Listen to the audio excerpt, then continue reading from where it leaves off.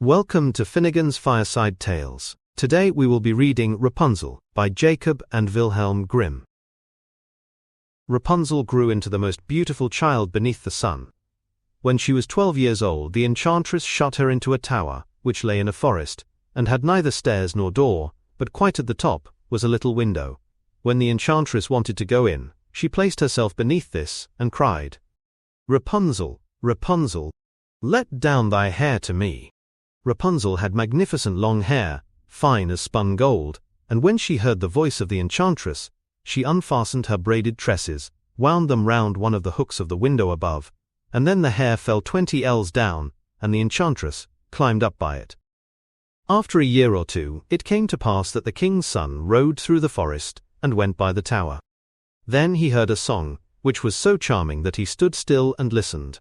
This was Rapunzel, who in her solitude passed her time in letting her sweet voice resound. The king's son wanted to climb up to her, and looked for the door of the tower, but none was to be found. He rode home, but the singing had so deeply touched his heart, that every day he went out into the forest and listened to it. Once when he was thus standing behind a tree, he saw that an enchantress came there, and he heard how she cried, "Rapunzel, Rapunzel, let down thy hair." Then Rapunzel let down the braids of her hair, and the enchantress climbed up to her. "If that is the ladder by which one mounts, I will for once try my fortune," said he, and the next day when it began to grow dark, he went to the tower and cried, "Rapunzel, Rapunzel, let down thy hair." Immediately the hair fell down, and the king's son climbed up. At first Rapunzel was terribly frightened when a man such as her eyes had never yet beheld came to her. But the king's son began to talk to her quite like a friend, and told her that his heart had been so stirred that it had let him have no rest, and he had been forced to see her. Then Rapunzel lost her fear, and when he asked her if she would take him for her husband, and she saw that he was young and handsome, she thought, "He will love me more than old Dame Gothel does." And she said yes, and laid her hand in his. She said, "I will willingly go away with thee, but I do not know how to get down. Bring with thee a skein of silk every time that thou comest, and I will weave a ladder with it, and when that is ready I will descend, and thou wilt take me on thy horse." They agreed that until that time he should come to her every evening, for the old woman came by day. The enchantress remarked nothing of this, until once Rapunzel said to her, "Tell me, Dame Gothel, how it happens that you are so much heavier for me to draw up than the young king's son. He is with me in a moment."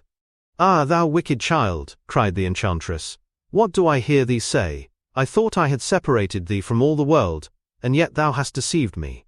In her anger she clutched Rapunzel's beautiful tresses, wrapped them twice round her left hand, seized a pair of scissors with the right, and snip, snap, they were cut off, and the lovely braids lay on the ground. And she was so pitiless that she took poor Rapunzel into a desert, where she had to live in great grief and misery. On the same day, however, that she cast out Rapunzel, the enchantress in the evening fastened the braids of hair, which she had cut off, to the hook of the window, and when the king's son came and cried, "Rapunzel, Rapunzel, let down thy hair," she let the hair down.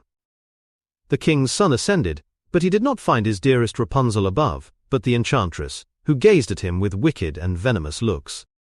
"Aha!" she cried mockingly, "thou wouldst fetch thy dearest, but the beautiful bird sits no longer singing in the nest. The cat has got it, and will scratch out thy eyes as well. Rapunzel is lost to thee, thou wilt never see her more." The king's son was beside himself with pain, and in his despair he leapt down from the tower. He escaped with his life, but the thorns into which he fell pierced his eyes.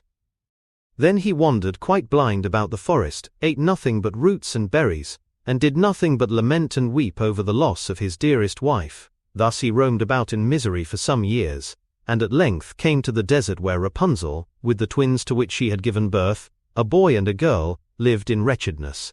He heard a voice, and it seemed so familiar to him that he went towards it, and when he approached, Rapunzel knew him and fell on his neck and wept. 2 of her tears wetted his eyes, and they grew clear again, and he could see with them as before. He led her to his kingdom, where he was joyfully received, and they lived for a long time afterwards, happy and contented.